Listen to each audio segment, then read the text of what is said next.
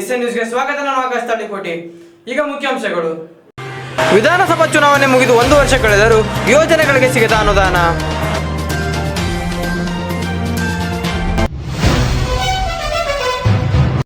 ಮುಂಡೂರಿಗೆಯಲ್ಲಿ ವಿದ್ಯುತ್ ಸ್ಪರ್ಶಿಸಿ ದಿನಗೂಲಿ ಕಾರ್ಮಿಕನ ಸಾವು.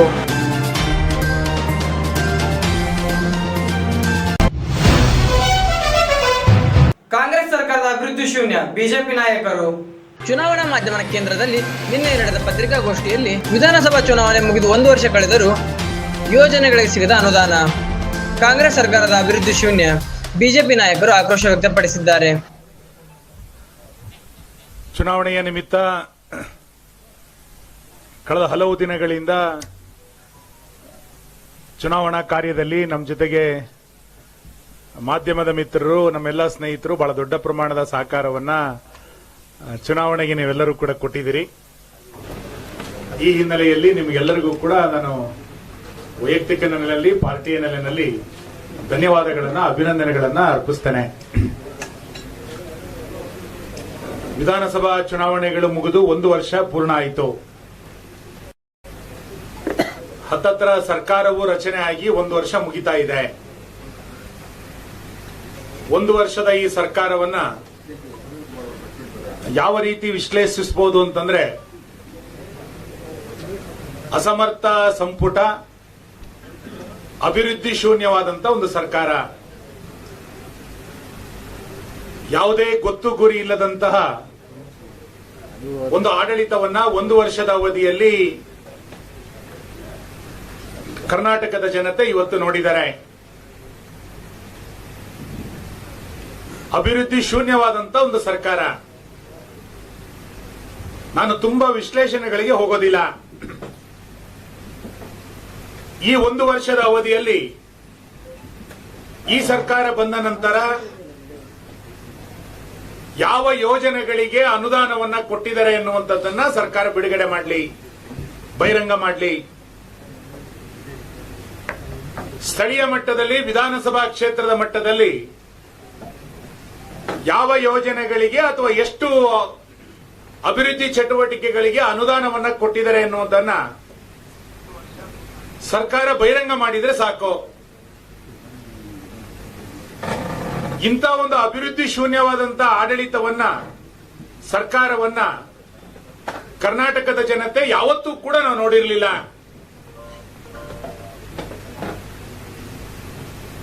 ₹1 ಅನುದಾನವನ್ನ ವಿಧಾನಸಭಾ ಕ್ಷೇತ್ರಗಳಿಗೆ, ಇಲಾಖೆಗಳಿಗೆ ಕೊಡದಲೆ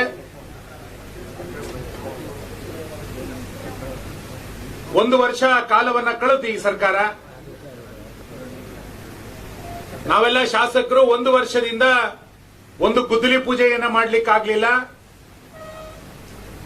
ಒಂದು ಅನುದಾನ ಬಂದಿದೆ ಅಂತೇಳಿ ಜನರ ಹತ್ರ ಹೋಗ್ಲಿಕ್ಕಾಗ್ಲಿಲ್ಲ.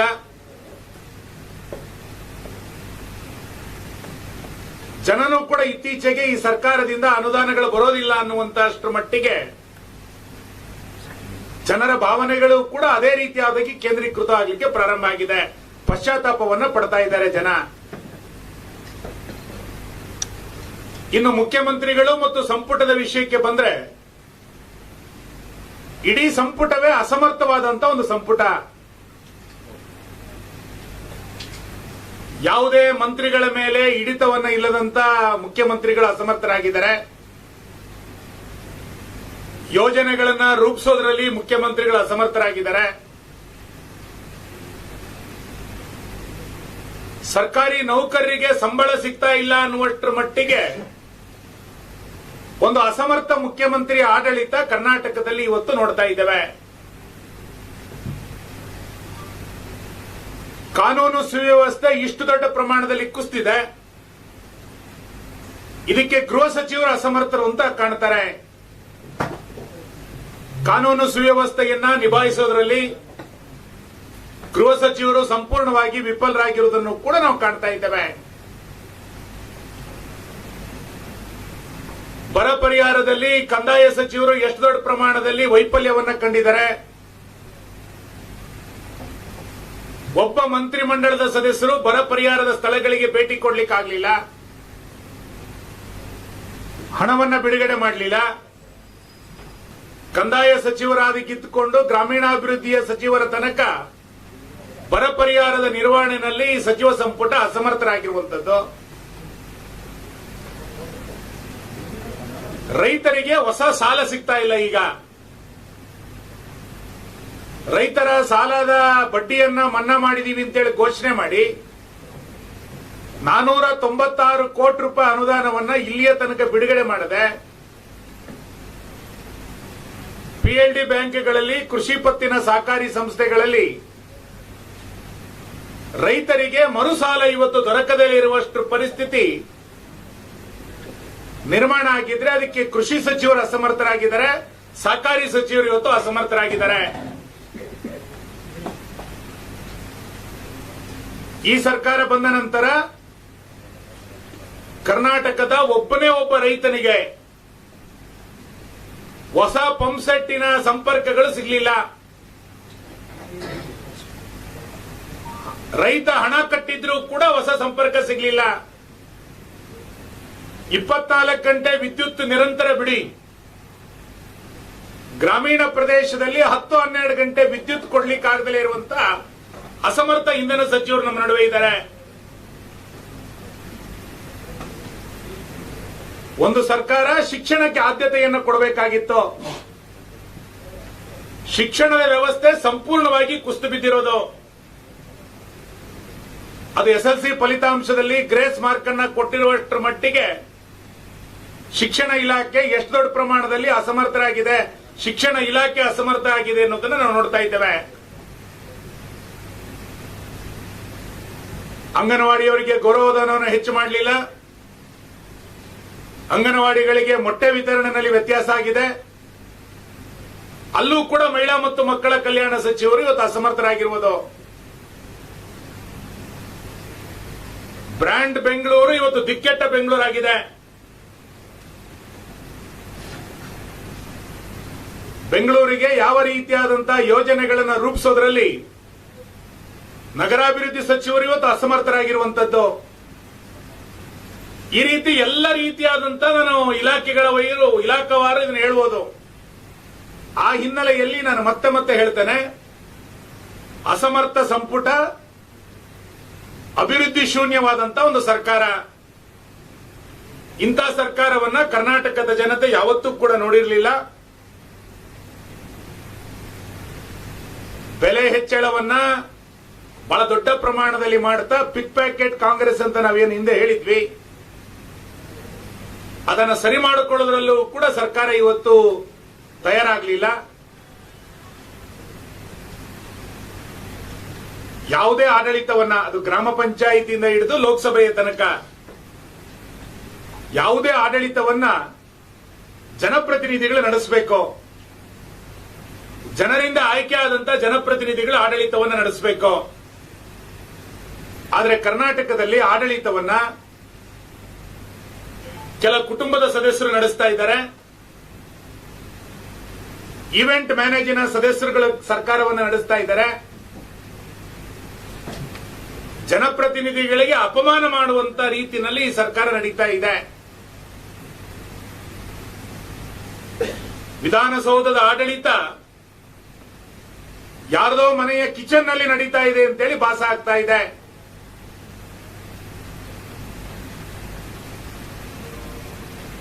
ಒಂದು ವರ್ಷದ ಈ ಸರ್ಕಾರದ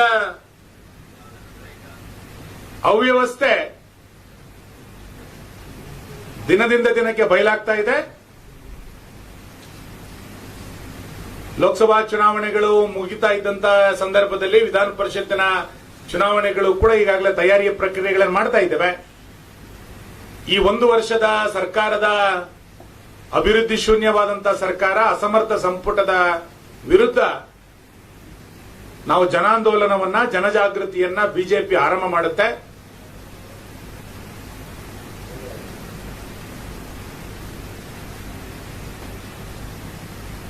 ಗ್ಯಾರಂಟಿಗಳ ಗುಂಗಿನಲ್ಲೇ ಸರ್ಕಾರ ಕಳೆಯದೆ ಜನರ ನಿರೀಕ್ಷೆಗಳೇನಿದೆ ಅಭಿವೃದ್ಧಿಯ ವಿಷಯದಲ್ಲಿ, ಆ ನಿರೀಕ್ಷೆಗೆ ತಕ್ಕಂತೆ ಆಡಳಿತವನ್ನ ಸಿದ್ಧ ಮಾಡಬೇಕು ಅಂತೇಳಿ ನಾನು ಸರ್ಕಾರವನ್ನು ಆಗ್ರಹಿಸ್ತೇನೆ.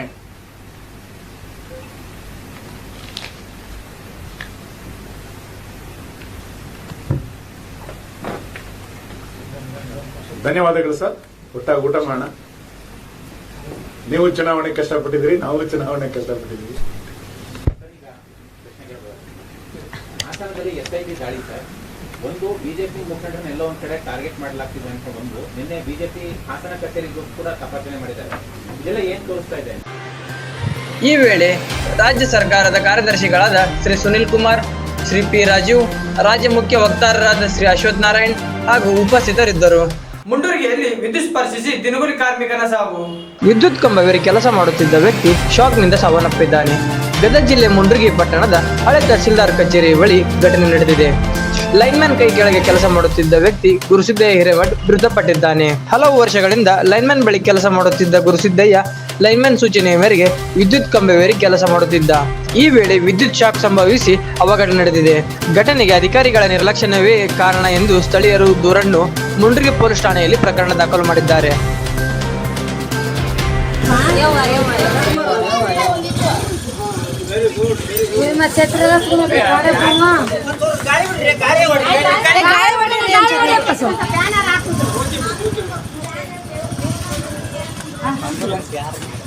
ಹಲೋ ಗಾಡಿ ಐತ್ ನೋಡ್ರಿ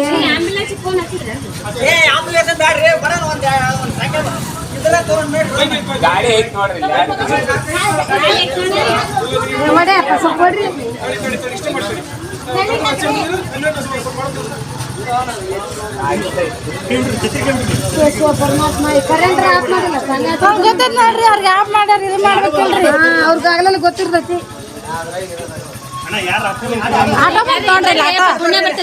ಖಾಲಿ ಐತ್ ನೋಡ, ಹಿಂದೆ ಹಾಕ್ಯದವ್ರು ಖಾಲಿ ಐತ್ ನೋಡವ್ರು.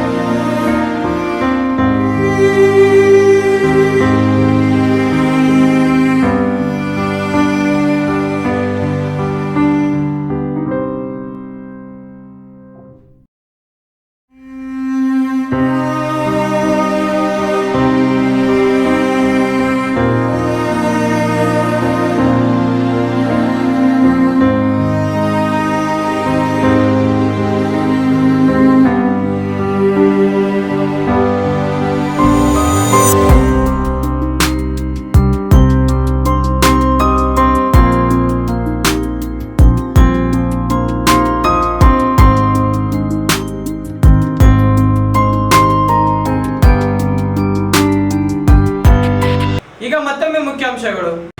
ವಿಧಾನಸಭಾ ಚುನಾವಣೆ ಮುಗಿದು 1 ವರ್ಷ ಕಳೆದರೂ ಯೋಜನೆಗಳಿಗೆ ಸಿಗದ ಅನುದಾನ.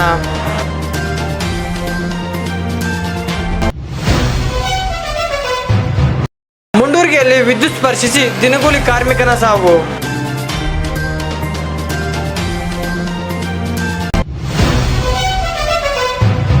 ನಿರಂತರ ಸುದ್ದಿಗಾಗಿ ವೀಕ್ಷಿಸಿ SN ನ್ಯೂಸ್.